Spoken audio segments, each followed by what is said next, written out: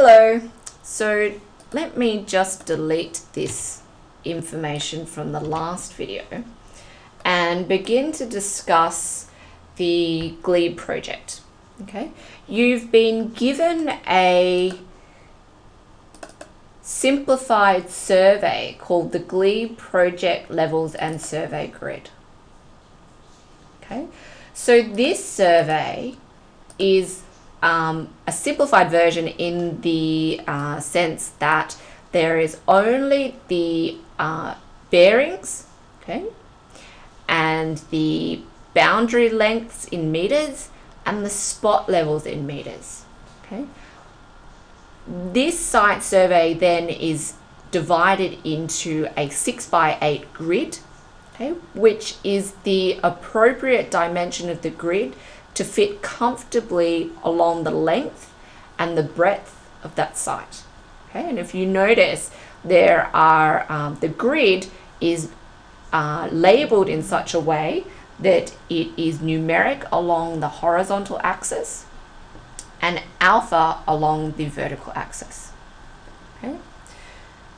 At this stage, it would help to look at a real survey, so that for those that are not familiar with a real survey, can understand the context of a survey and note that the GLEBE project survey is in fact a very simplified version of a real survey. Okay? So if you notice on this survey, there is still the bearings, okay, and the length of the boundary in meters. There are some spot levels taken at certain points on the site, okay? But then there are also trees which have an RL, a relative level for the base of the tree, and also a spread for the tree. There is the information about the overhead electricity lines. There is information about the ridge level or the relative level at the height of the roof, okay, along its ridge, the footprint of the roof itself, okay, and the relative level or the RL level of the top gutter, and so forth. If you also notice, there is information about the neighbor to the north and the neighbor to the south, but there is not the entire building. Okay, the surveyor has not surveyed the entire neighbor to the north or the entire neighbor to the south. Okay, this is done mostly for practicality reasons and to keep the costs of the site survey down. Okay, it is not time efficient or cost efficient for the surveyor to be drafting both neighbours in their entirety, but he is drafting some information which is critical for the development application of your site or of this site. And that, for example, is the ridge level of this building, so that there can be an estimate made of the shadows cast onto your site, and also the sill and head heights of every window that faces onto your building. Okay, this will then give you enough information to make an analysis on how your development, for example, if it is a second story on this building, may affect the light available to the windows of your neighbours, okay, by the shadow cast by the additional building for your development. Okay, so I'll just close this file and we'll go back to the file that relates to our project. So our project just has at this stage the bearings and the length of the boundaries in meters. Okay, bearings are a degree measurement with relationship to north. Okay, when you measure bearings with relationship to north, bearings are like a sailing term, which allows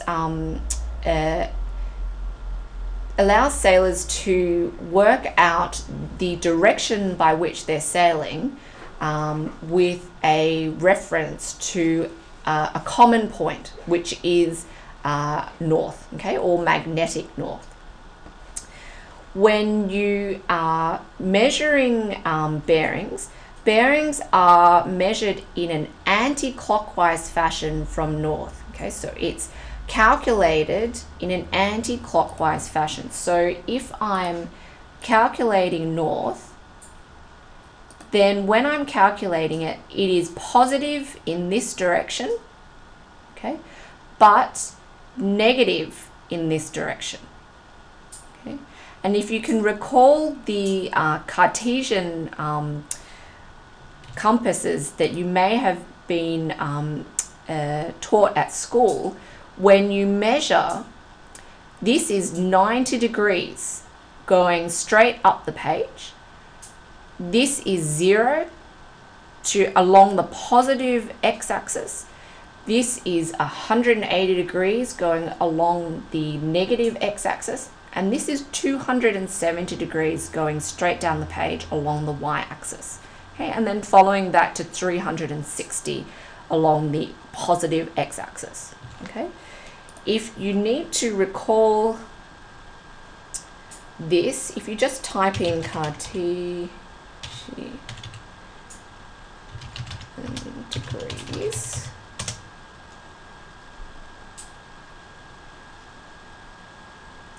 oops, spelling. So if you then go to images and just note the, here's an image.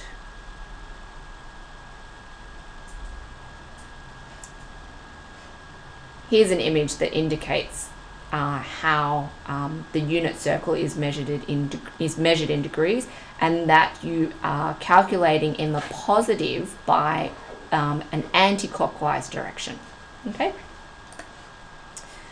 So when we look at the Glebe survey when we look at the Glebe site survey, we note that north is in this direction, and so everything must be measured in terms of bearings with relation to north. Okay, so let's get started with this particular survey. In ArchiCAD, you can generally take the survey that is, or the PDF file or DWG file or JPEG, any type of supported file can generally be dropped in by dragging the icon into the project. Okay, and so it's here for us to use. Okay, so I'm just going to drag it closer to origin, and let's have a look at the survey in ArchiCAD. If you are not able to drag and drop it into the ArchiCAD file, then the alternate way to place the file is to go to File, External Content, and Place External Drawing, and then to navigate to where that external drawing or external file has been saved to your hard drive. Okay. Now the first thing we're going to do is to demonstrate this survey, survey being drafted. So we saw from that Cartesian graph that